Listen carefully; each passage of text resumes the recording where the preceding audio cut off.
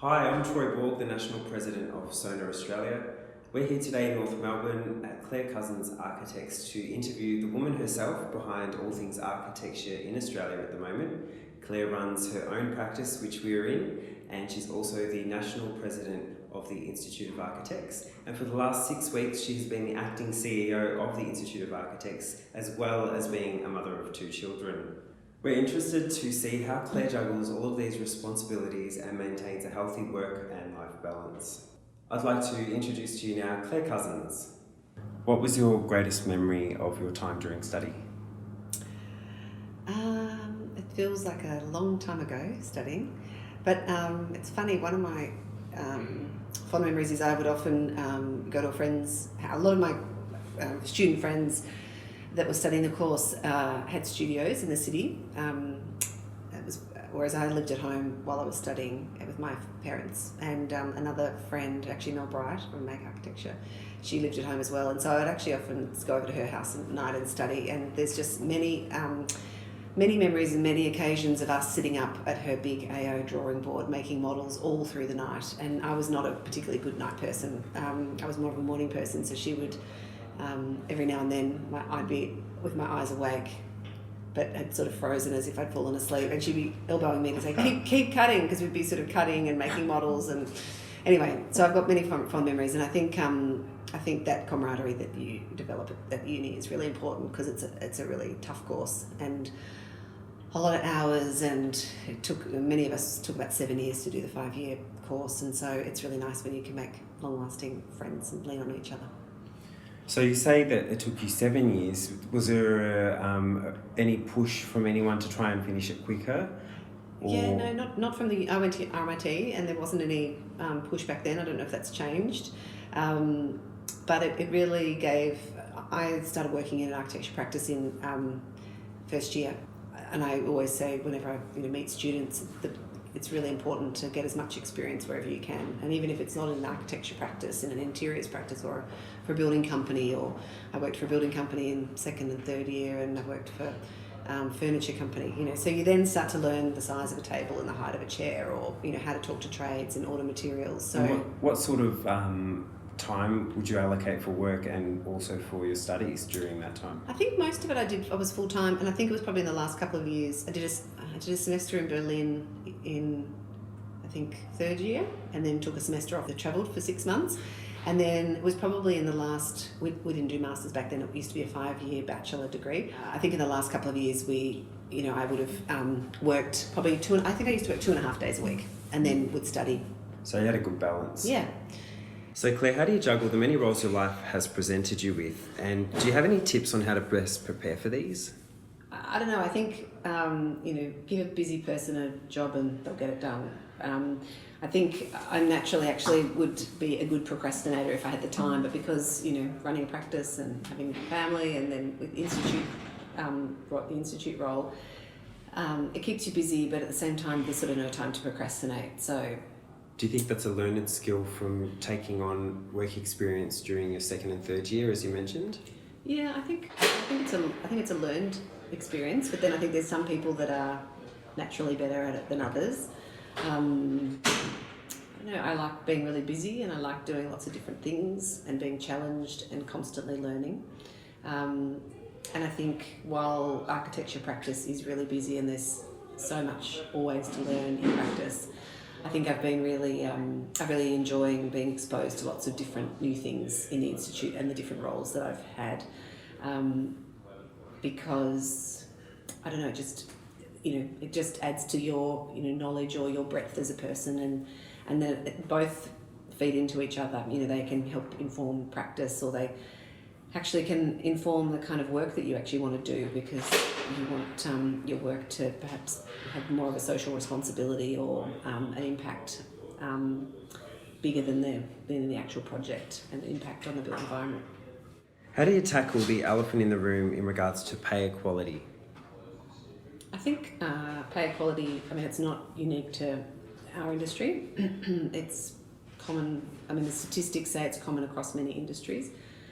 I think it certainly doesn't exist in my practice. We've got more women in our practice, and everyone's very much paid based on their expertise. I think what's really important, maybe some of the statistics come from those maybe perhaps gender biases where maybe women generally, to speak, are not as aggressive when it comes to, or proactive, maybe is a better word, when it comes to asking for pay increases. And then unfortunately, some employers might take advantage of that if they're not being asked for pay rises, they don't offer them. So, in my practice, we have a very structured annual review process. The review is separate from the financial, the salary discussions, and I think that's really healthy, and it's a two-way street. It's very much about giving constructive feedback both ways, that for the employee, and also how we can be better employers.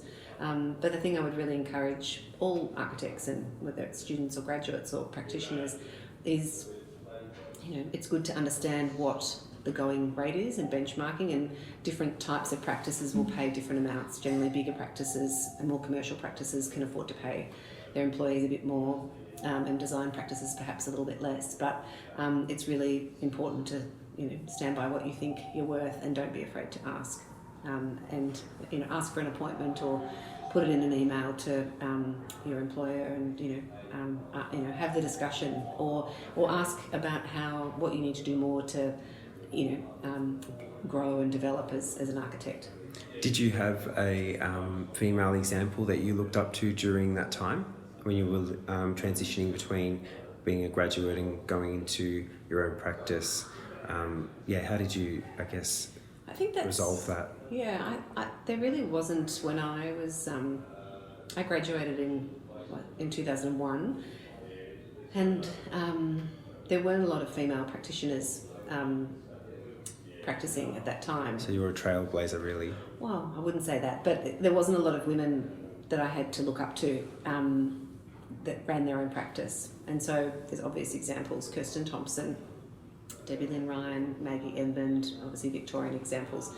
But compared to the quantity of men, it's tiny. So I think that's vastly changed in that, the 10 years that,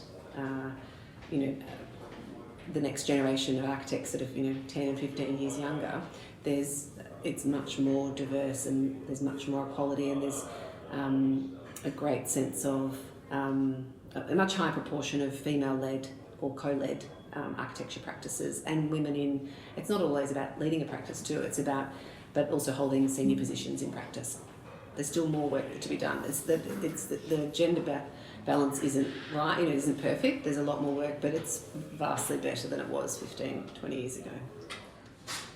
What is the biggest challenge you face being a female in architecture, and how did you overcome this to become who you are today? I think, in a way, I don't really like talking about gender so much in architecture, but it's a bit like what I touched on before. I think that the biggest challenge for my generation was that lack of female leadership to look up to. And I think that's really important. I think it's important to, when people are trying to understand an industry or try and work out how they might fit into it, it's really important to have leaders and mentors to look to. Even if they're not active mentors, they can just be observed mentors. And as I said, there weren't many. There was a handful in Melbourne. And so I think what's exciting is that that's really changing, and I think even in starting to see younger women in leadership roles within, say, the Institute of Architects, in president roles like Amy Muir. There's lots of female presidents, chapter presidents around the country, in leadership roles within the organisation, architectural roles, and also starting to see far more women in leadership roles in practice. It's not always about leading a practice. And so, but we've still got a long way to go. And so I think that's really important and how we can make workplaces more flexible for everyone. Great.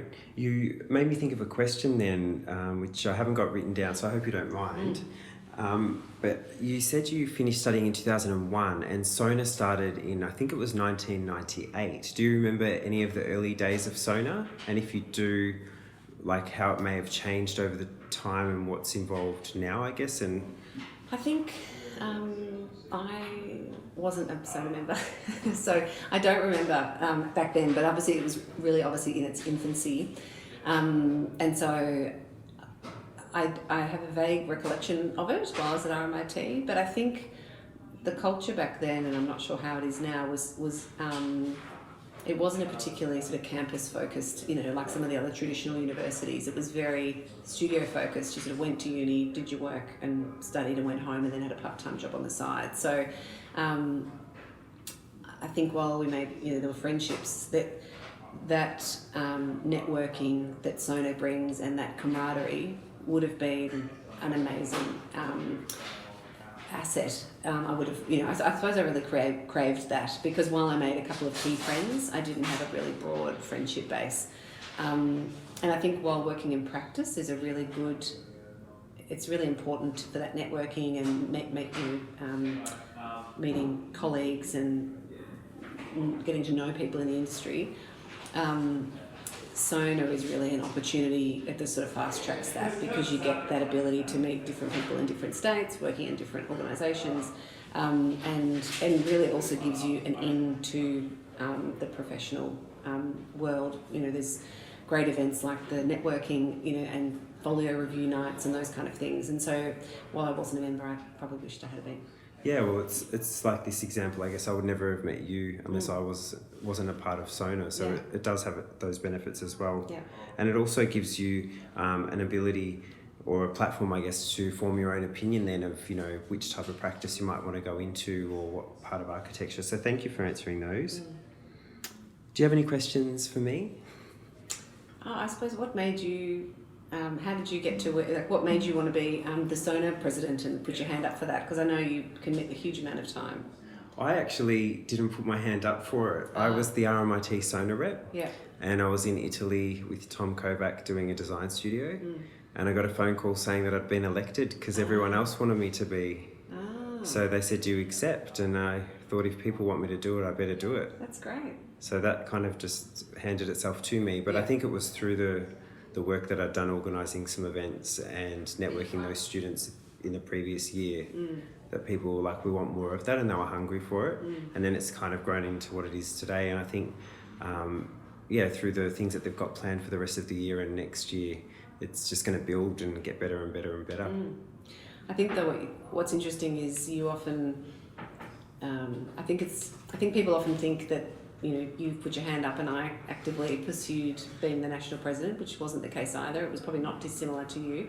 And so I suppose that's really a reminder on how important it is for people to motivate and promote and encourage people to take on leadership roles, because I think a lot of people, and often people that have really those qualities, don't naturally think that they're the right person to do it, or that they don't sort of wake up in the morning saying, I'm going to be the next SONA president. And so it's really, and so that's something I suppose I would really encourage people to do, is to, think more broadly about, how people can get involved and advocate and, think like activists about how we can make the profession better and be engaged.